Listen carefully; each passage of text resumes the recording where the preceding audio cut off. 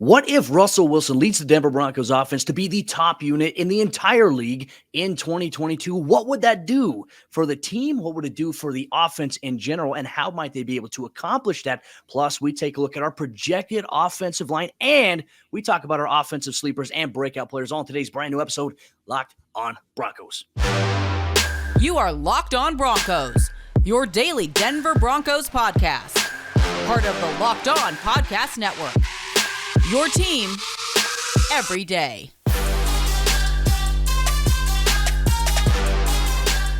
What's up, Broncos country? Welcome back into a brand new episode of Locked on Broncos, your daily Denver Broncos podcast here in the Locked on NFL Network, your team every day from the South Stands to the end zone. I'm your host, as always, Cody Roark, senior Broncos analyst at Mile High Sports, joined alongside by my co-host, Sayre Bedinger. He's the site expert at predominantlyorange.com. Both of us cover the Broncos for the Locked on Network and 9 News and Broncos country.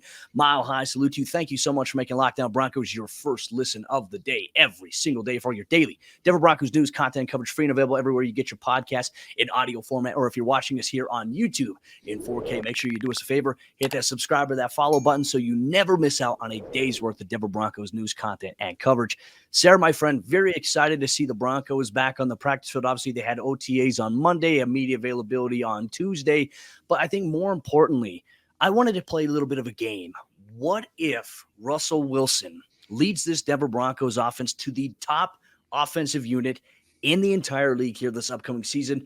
What are the optics of that? What does it look like for the rest of the team? And what could we see? And also, how does it improve maybe the optics of the trajectory of this team? Excited to break all that down with you here, my man. I'm excited too, Cody. Even just talking about this, I mean, we haven't had the opportunity to talk about anything like this for almost a decade at this point. The last Broncos offense to rank in the top 5 was actually the 2014 offense, which you remember that year, it was kind of like things really started to sputter after Peyton Manning broke the record with the touchdown pass against the San Francisco 49ers. It felt like after that, things kind of started to go downhill. But, man, that was the last time the Broncos had anywhere near a top 5 offense. Basically, since then, they've been in the bottom 10, bottom 15 of the entire NFL, including that Super Bowl 50 season. So, back in those days, 2012, 2013, 2014, the Broncos offense was really good, and it affected everything. I mean, having a good offense in today's NFL is a non-negotiable, basically, right? I mean, even the Broncos 2015 team, they had to make more plays than the New England Patriots to win that game in overtime. They had to make more plays offensively against a number of teams to get into the winner's circle and to get that number 1 seed in the AFC. So you just have to have a competent offense, and the Broncos just haven't lately. So to be able to talk about even the potential of having a top-ranked offensive attack, it's very, very exciting. I think if Russ and Nathaniel Hackett, Justin Outen, and the talent and all the personnel that is around the offensive side of the ball, if they can find a way to be the top unit in the NFL here in 2022, one thing I can see, it takes so much pressure, Sayre, in my opinion. It takes so much more pressure off of the defense, right? Because I would say for the last 5 to 6 years, the defense has really been carrying the water for the team for the most part. There's been times where the defense has struggled and the offense has somehow stepped up or has kind of bailed them out a little bit. But the defense has primarily been the stronghold of this team dating back to Super Bowl 50, 2014. I mean, you can almost make there was a 50-50 bounce between the offense and the defense. Unfortunately, there were a lot of changes after that offseason, which was good going into 2015 because we just saw everything pieced together under Wade Phillips. But I think for Russell Wilson, the attention that he commands, and I think that there were several points that were made, especially in national media eyes. A lot of people said, hey, for Russell Wilson, when he's out there and he's under center, even at practice, you can tell that there is this demand of excellence. Not like he's saying that I demand this of my players or the guys that I'm playing with, but just like the standard that he sets, the tone that he sets day in and day out for this team. Sayre, it's something that stands out significantly. So if, in fact, the Broncos offense is able to take off and become the number 1 ranked offense in the NFL in 2022, it would be super exciting, and it would bode well for the defensive side of the ball. I always wonder, though, Sayre, and I've always wondered this too. Could you imagine if that 2013 Broncos offense had that 2015 Broncos defense attached to it? Denver might not have lost the game. They could have probably went undefeated if they had that defense and that offense the same exact year together. Could there be a scenario where Russell Wilson leads the Broncos to the number 1 offense and the Broncos have a top 5 defense? If that's the case, Sayre, I think the Broncos' optics of maybe making it to a Super Bowl, maybe winning a Super Bowl here in year 1 could be very attainable. I think so, right? It comes back to kind of that 2012 season where the Broncos had an ascending defense. Remember the 2011 season? A lot of people forget. I mean, there was the Tebow Magic, but it also took a really, really strong defense to get to the Tebow Magic late in 2011. And that defense just got even better in 2012. It wasn't the greatest, collection of players, but it was just a really good unit. And I think this Broncos defense has a lot better players than the 2012 team did, just in terms of the overall roster build and how things look on paper. So I think you look at this team on paper, Cody, I really do feel like you could have top five in both regards. I mean, even last year, the Broncos were a top five defense most of the year, at least in terms of the points that they were giving up. So there were certain things that I think Vic Fangio's defense, you give up a lot of yardage here, kind of the bend, don't break sort of mentality, and really, hunkering down and getting tight in the red zone and making sure that teams aren't able to get touchdowns, that you get them to kick field goals or whatever.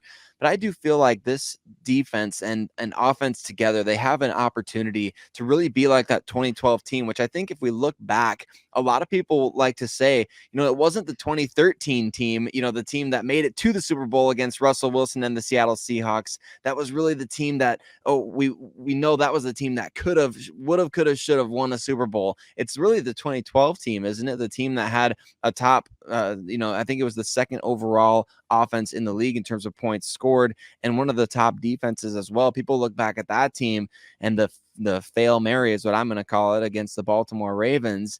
And that team is the one that should have won a Super Bowl, not necessarily 2013, which had a kind of a bad defense. So at least an injury riddled one, but it definitely has the potential. I think in 2022, you harken back to the 2012 season, which we've referenced multiple times, as that was Peyton Manning's first year in Denver, some growing pains early on, and then they just absolutely caught fire as of halftime of that Los Angeles Chargers game, or I guess at the time, San Diego. So it's definitely got the potential, I think, and you see early on the habits and culture being put into place for them to be able to be that good.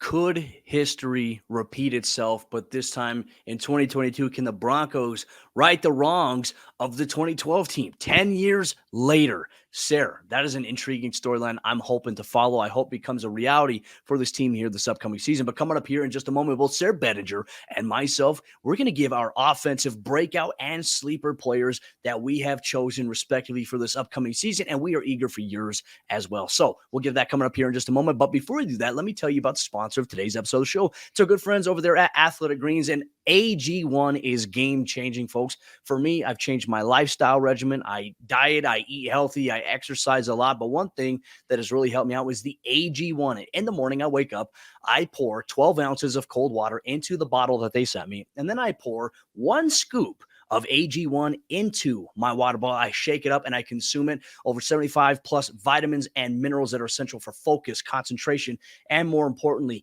gut health is very key here in 2022. That's why I rock with AG1. And I want you to get your hands on some AG1 today if you're ready to get back in control of your life and your health. And right now it's time to regain your health and your immune system with convenient daily nutrition. It's just 1 scoop in a cup of water every single day. That's it. No need for a million different pills, supplements to look out for your health. To make it easy, Athletic Greens is going to give you a free 1-year supply of immune supporting vitamin D and 5 free travel packs with your first purchase here today. All you have to do is visit athleticgreens.com/NFL network. Again, that is athleticgreens.com/NFL network to take ownership over your health and pick up the ultimate daily nutritional insurance.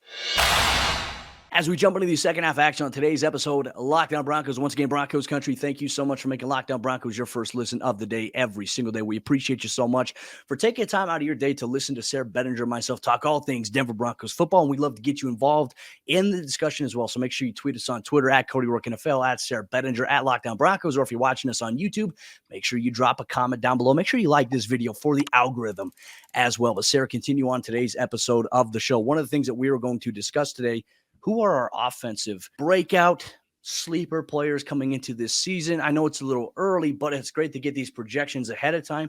And then, you know what, maybe come training camp, maybe we change them a little bit based on what happens. Maybe the preseason, there's somebody that emerges. There's a lot of storylines we'll follow with that. But Sayre, I wanted to ask you of yours first. So if you could give me your offensive sleeper and why, let me know. All right. Well, I'm going with kind of a deep sleeper here, Cody. And I'm going for a position group where you kind of would think there's not really any room for anybody to come up and be a sleeper candidate or be somebody that really steals a roster spot. But I'm going with wide receiver Trey Quinn, a former teammate at SMU of Cortland Sutton. He was Mr. Irrelevant, Cody, in the 2018 NFL draft. And frankly, I was shocked by that. I did a lot of studying on Trey Quinn back in that 2017 college season.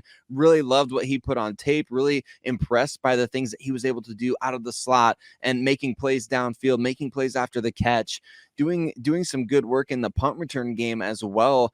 He did some things for the Washington franchise for a couple seasons. It was just a few plays here and there. One season, I think back in 2019 or 2020, he actually got quite a bit of run with their offense and made some plays for them. But I think overall, he came into Denver this offseason on a tryout basis, and that tryout apparently was impressive enough to get him a spot on the 90-man roster. So now you've got him on the 90-man roster. He's back in the fold with Cortland Sutton, their teammates once again.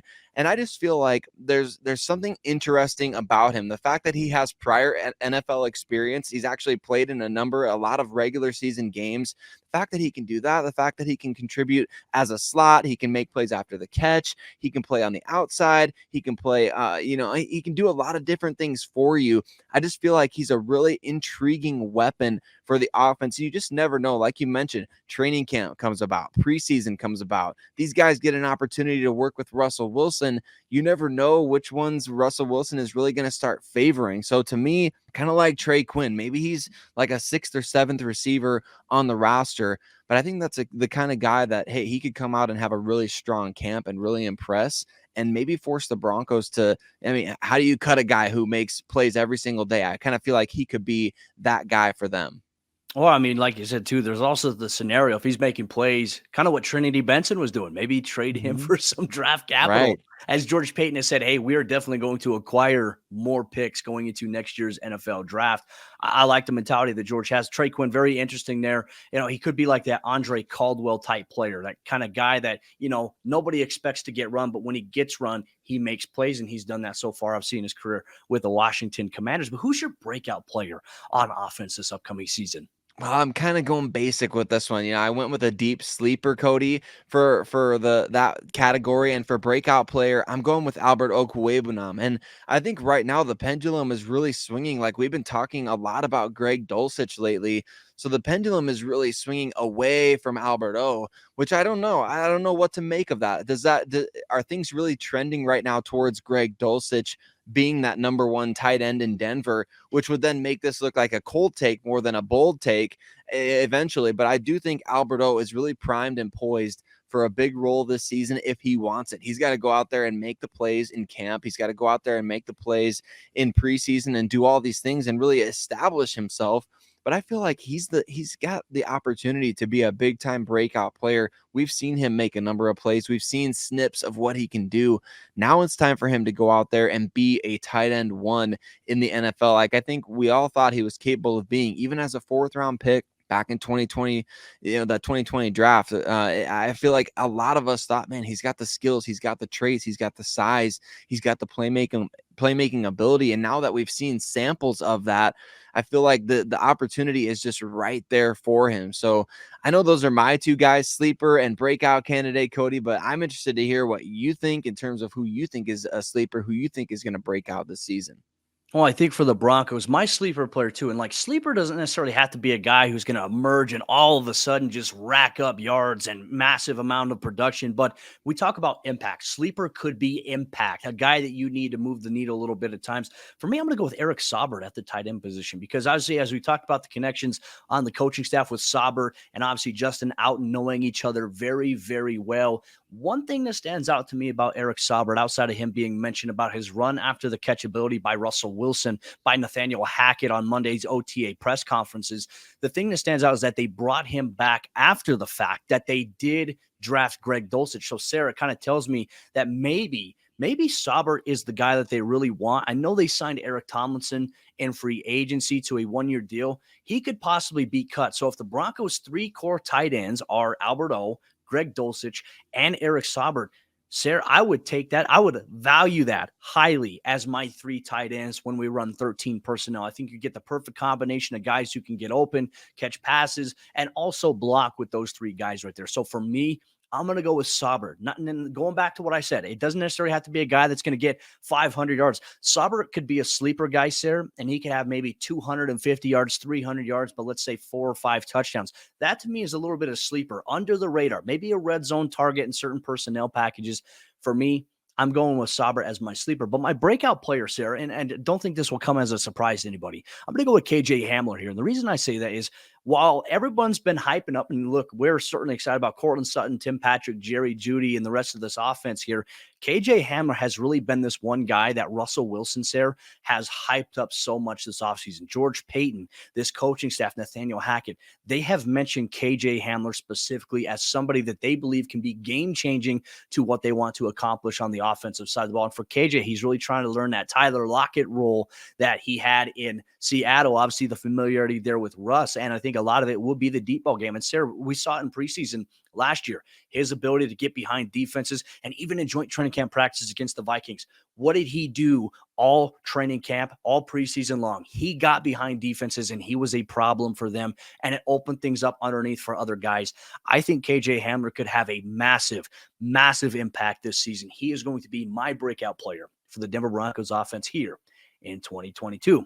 But Broncos country, one thing we're going to get into coming up here in just a moment, we're going to project our starting 5 on the offensive line going into the 2022 NFL season. This is a way too early offensive line prediction. We're going to share our thoughts as to why we have the players where we have them coming up here in just a moment. But before we do that, let me tell you about betonline.net, the sponsor of today's episode, Locked On Broncos, and our partners at BetOnline. They continue to be the number one source for all your betting needs and sports information. You can find all the latest odds, news, and sports developments, including this year's basketball playoffs, Major League Baseball scores, fights, and even next season's NFL futures. BetOnline is your continued source for all your sports wagering information, from live betting to playoffs, esports, and more. So head to the website today or use your mobile device to learn more about the trends and the action at betonline.net. BetOnline, where the game starts. Jumping into the fourth quarter action on today's episode, Locked On Broncos. Once again, thank you so much, Broncos country, for making Locked On Broncos your first listen of the day every single day. And if you don't make us your first listen every single day, you are missing out. And here's why: because when you need accurate, objective Denver Broncos news, content, and coverage, Locked On Broncos is the number one place to go for both sides of the coin. Short, sweet, to the point, and involves you, the listeners of the show. So if you haven't made Locked On Broncos your first listen of the day just yet, make sure you do it going forward. But Sayre, my friend, continuing on here, talking about what we would project to be our starting 5 on the offensive line. I think Broncos fans are going to be very surprised by some of our selections here, and I can't wait to explain why. So for you, Sayre, I'm going to have you give me your starting 5. And if there's any surprises, I'm going to ask you why you have this player at this position. And then when we flip it, I expect you to do the same. Yeah, so this is a fascinating topic because, like we've talked about, it really feels like there's only 2 spots solidified. So I think this could get really interesting over the course of the offseason. We could see a number of different combinations. As of right now, here's what I'm saying: left tackle, Garrett Bowles; left guard, Dalton Reisner; center, Graham Glasgow; and then at right guard, Quinn Miners; and right tackle, I'm going to say Calvin Anderson. I think the Broncos really like him. In the front office, it seems like, he's been with the team for long enough now to span a number of different, he was there with John Elway as GM, and he's been there now with George Payton as GM, and he was there with Mike Munchak, and now he's there with obviously Butch Berry and the new staff, and playing in a wide zone. And he's got the highest cap hit of any of the tackles on the roster right now outside of Bowles, Cody. So I think that money does talk a lot of times, not necessarily all the time. It doesn't always mean everything, but he does have the highest cap hit. So I think Calvin Anderson winning that right tackle job would also be the best, maybe long-term situation for the Broncos, because he's a younger guy who's got upside to be a starter for a while, and he's been developing for a long time now. So the time is now. Garrett Bowles, I know he and Garrett Bowles are really tight.